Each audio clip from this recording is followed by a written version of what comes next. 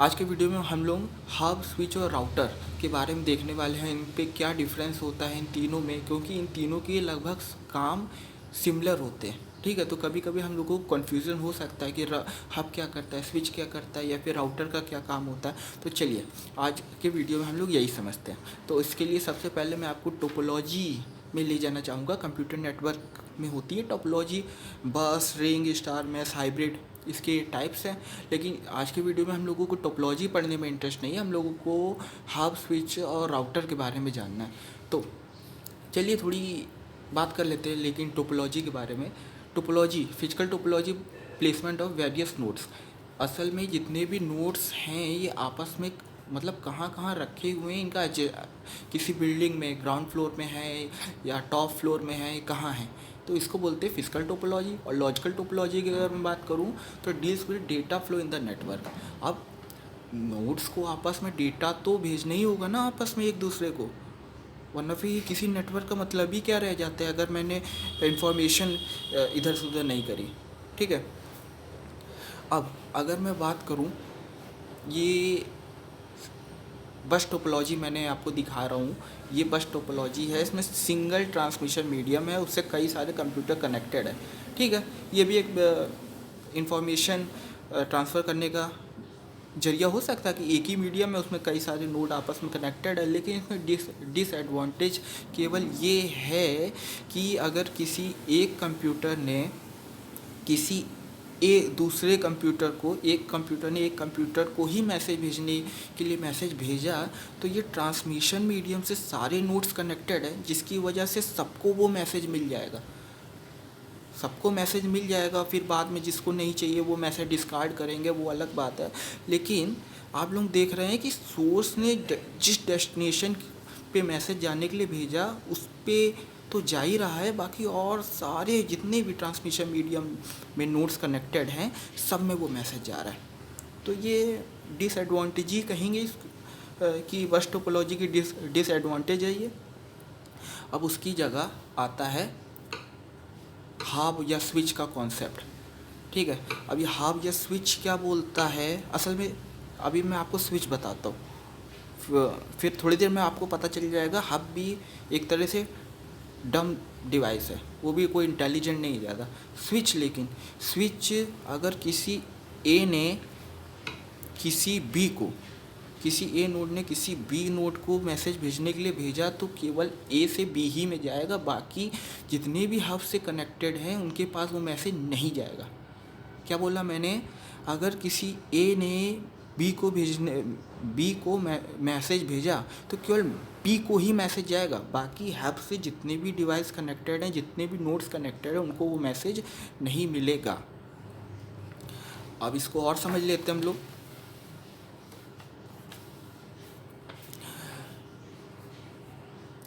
अगर हम लोग ये देखें स्विच का काम क्या है, अगर किसी ए ने, मान लीजिए स्विच है, इससे 3 नोड्स हम लोगों के आपस में कनेक्टेड है, 3 नोड कनेक्टेड है। पहले तो मैं आपको ये बता दूं कि ये स्मार्ट डिवाइस है। स्मार्ट डिवाइस मैं क्यों बोल पा रहा हूँ, क्योंकि स्विच में 3 नोड कनेक्टेड है, ए बी सी। अब अगर किसी नोड, लेट से एक्स, ये नोड का नाम है एक्स ने मैसेज भेजा ए को भेजा तो केवल ए को ही वो मैसेज मिलेगा, बाकी बी और सी को वो मैसेज नहीं मिलेंगे, भले ही वो इस स्विच से कनेक्टेड हैं। लेकिन अगर एक्स कंप्यूटर ने, एक्स नोड ने ए को मैसेज भेजा तो ए ही को ही मिलेगा। ठीक है, और दूसरी तरफ अगर मैं हब की बात करूँ तो हब को डम बोला जाता है। अब डम क्यों बोला जाता है, हब को डम क्यों बोला जाता है, क्योंकि हब पे जितने भी कंप्यूटर, जितने भी नोड्स कनेक्टेड हैं, वो सबको मैसेज ट्रांसफ़र कर देता है। कैसे बोल पा रहा हूँ ये मैं, इस कंप्यूटर ने मैसेज भेजा तो ये अब इसके पास, इसको जितने भी कनेक्टेड नोड हैं वो सबको मैसेज ट्रांसफ़र कर देगा। लेकिन इसमें ऐसा नहीं होता था, स्विच के केस में ऐसा नहीं होता था, क्योंकि स्विच के पास अपने जितने भी नोड कनेक्टेड है उससे उनका मैक एड्रेस होता था। तो उसी डेस्टिनेशन का मैक एड्रेस है तो उसी मैक एड्रेस में भेजता था, लेकिन हब के पास ऐसा कुछ नहीं होता। अब अगर हम लोग इसका कनेक्शन देखें, कुछ इस तरह का कनेक्शन हो सकता है। कई मतलब ये एक तरह से लोकल एरिया नेटवर्क में हब और स्विच काम करते हैं। और अगर एरिया से बाहर या मतलब किसी ऑफिस के अंदर, किसी घर के अंदर ये सब कनेक्शन कंप्यूटर के हो सकते हैं हब और स्विच के बीच में। लेकिन अगर उसको एक नेटवर्क से निकल के किसी दूर पे कहीं मैसेज जा रहा है तो उसको बीच में राउटर की ज़रूरत पड़ेगी। चलिए अभी हम देख लेते हैं। अब जैसे इन दो कंप्यूटर ने मैसेज भेजा तो स्विच पे आया, स्विच से हब में आकर ये सब में चला गया। कुछ इस तरह का कनेक्शन होता है। ये आप सोच सकते हैं कोई ये सिंगल ऑफिस है, ठीक है। अब मान लीजिए ये कोई दो ऑफिस है। अगर मैं बात करूं, ये कोई दो ऑफिसेस हैं जिसमें ये सारे कनेक्शन है। अब अगर कोई मैसेज एक ऑफिस से निकल के दूसरे ऑफिस में जा रहा है तो अब ये डिस्टेंस बढ़ गया, अब ये नेटवर्क के बाहर हो गया, तो अब इसको राउटर के थ्रू जाना पड़ेगा। और एक पैकेट कई सारे राउटर से होकर सोर्स से डेस्टिनेशन तक जा सकता है। जहाँ आपको डेस्टिनेशन बहुत दूर है तो बीच में, अब ये लोकल एरिया नेटवर्क के बाहर की बात हो गई ना, तो अब राउटर का ज़रूरत पड़ेगी, ठीक है। तो अब चलिए एक क्वेश्चन डिस्कस कर लेते हैं। Which one of the following is correct? Switch transmit a signal to all devices connected to it. Hub transmit a signal only to intended port. बिल्कुल सरासर गलत है। क्या बोल रहा है?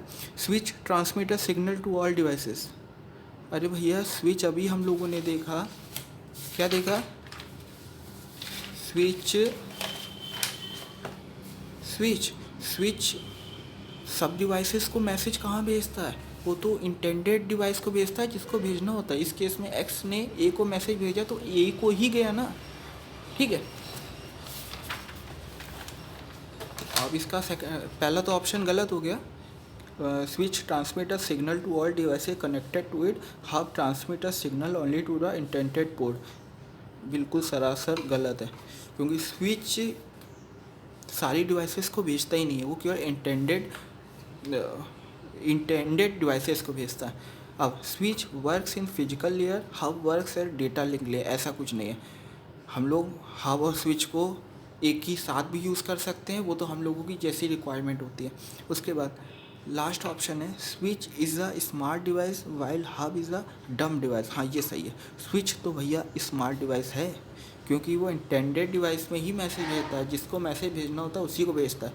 वाइल हब इज़ अ डम डिवाइस, हाँ ये तो भैया हम लोगों ने देखा, तो ये ऑप्शन हम लोगों का सही है। तो आज के वीडियो में आई थिंक आपको हब, स्विच और राउटर का डिफरेंस समझ में आया होगा।